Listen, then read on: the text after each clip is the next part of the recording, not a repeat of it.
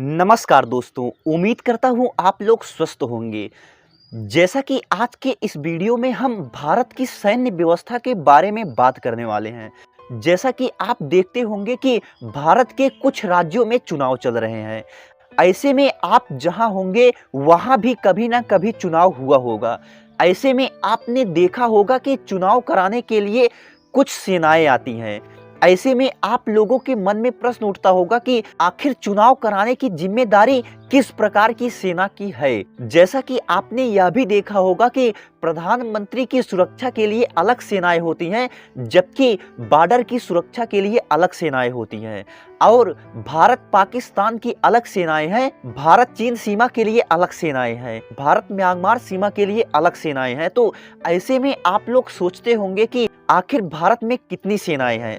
जैसा कि आप लोग जानते होंगे कि भारत में 3 प्रकार की सेनाएं हैं, आर्मी, एयरफोर्स और नेवी। जैसा कि इनको भी कई भागों में बांटा गया है। तो ऐसे में आइए आज के इस वीडियो में इन्हीं सबको समझने का प्रयास करते हैं। जैसा कि आप लोग भारत और पाकिस्तान के बीच के मतभेद को जानते होंगे, ऐसे में आप लोग यह जानने के लिए उत्सुक होंगे कि आखिर भारत पाकिस्तान सीमा पर भारत की तरफ से कौन सी सेनाएं कार्य करती हैं। भारत की तरफ से पाकिस्तान सीमा पर बीएसएफ बॉर्डर सिक्योरिटी फोर्स लगी हुई है।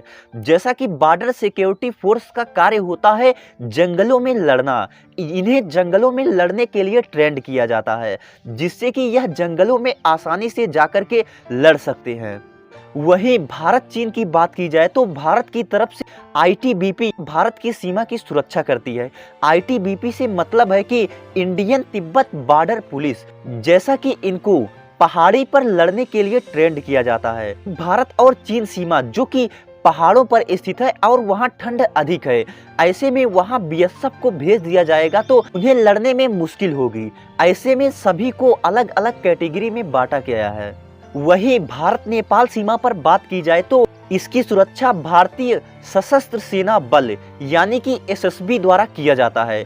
जैसा कि एसएसबी को पहाड़ों पर लड़ने के लिए और बाढ़ में लोगों को बचाने के लिए ट्रेंड किया जाता है। जैसा कि भारत और बांग्लादेश सीमा पर भी बीएसएफ ही कार्य करती है। वहीं भारत और म्यांमार की बात की जाए तो भारतीय सीमा की सुरक्षा एआर यानी कि असम राइफल्स द्वारा किया जाता है।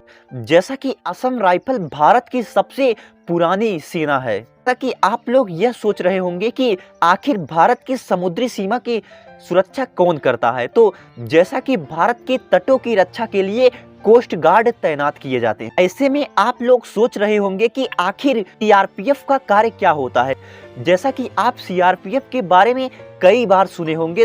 जैसा कि सीआरपीएफ का कार्य होता है भारत के आंतरिक मामलों को शांत करना। भारत की आंतरिक सुरक्षा की जिम्मेदारी सीआरपीएफ की है। जैसा कि भारत की आंतरिक सुरक्षा मतलब जैसे किसी राज्य में चुनाव हो रहा है तो ऐसे में वह शांतिपूर्ण ढंग से चुनाव कराने की जिम्मेदारी सीआरपीएफ की ही होती है, जिससे कि वहां दंगा न हो सके। और वही भारत के अंतर्गत कार्य करने वाले इंडस्ट्रियल क्षेत्र यानी कि जैसे ताजमहल हुआ या कोई इंडस्ट्री हुई जिससे कि भारत सरकार को पैसा मिल रहा है, ऐसे में उसकी भी सुरक्षा की जिम्मेदारी भारत सरकार की है। तो उसकी सुरक्षा के लिए सीआईएसएफ की जिम्मेदारी है। जैसा कि अभी तक आपको जितनी भी सेनाओं के बारे में बताया, सभी के अपने अपने अलग अलग हथियार होते हैं और अपनी अलग अलग ट्रेनिंग होती है और उन्हें किसी एक क्षेत्र के लिए बाखूबी ट्रेंड किया जाता है। ऐसे में ऐसा नहीं होता है कि उन्हें कहीं भी भेज दिया जा सकता है, बल्कि उनके लिए एक निर्धारित क्षेत्र होता है जहां वह आसानी से लड़ सकते हैं। जैसा कि वीवीआईपी की सुरक्षा और आतंकवाद से लड़ने की जिम्मेदारी एनएसजी के पास होती है। जैसा कि एनएसजी से भी खतरनाक होता है एसपीजी, स्पेशल प्रोटेक्शन ग्रुप। जैसा कि एनएसजी और एसपीजी दोनों सेनाओं की हाइट 6 फीट होती है कि इन्हीं को ही ब्लैक कमांडो कहा जाता है। जैसा कि आप लोग सोच रहे होंगे कि आखिर एनएसजी और एसपीजी में से प्रधानमंत्री की सुरक्षा कौन करता है, तो जैसा कि प्रधानमंत्री की सुरक्षा की जिम्मेदारी एसपीजी के पास है। जैसा कि एनएसजी और एसपीजी भी मंत्रालय के अधीन आते हैं। एयर फोर्स में गरुड़ फोर्स जो कि रक्षा मंत्रालय के अंतर्गत कार्य करता है। ऐसे में आप लोग सोच रहे होंगे कि आखिर पानी में लड़ने की जिम्मेदारी किसकी होती है। तो पानी में लड़ने की जिम्मेदारी मारकोप्स की होती है। ऐसे में आप लोगों को यह टॉपिक कैसा लगा हमें अवश्य बताएं। मिलते हैं अगले वीडियो में ऐसे ही बेहतरीन टॉपिकों के साथ। तब तक के लिए धन्यवाद।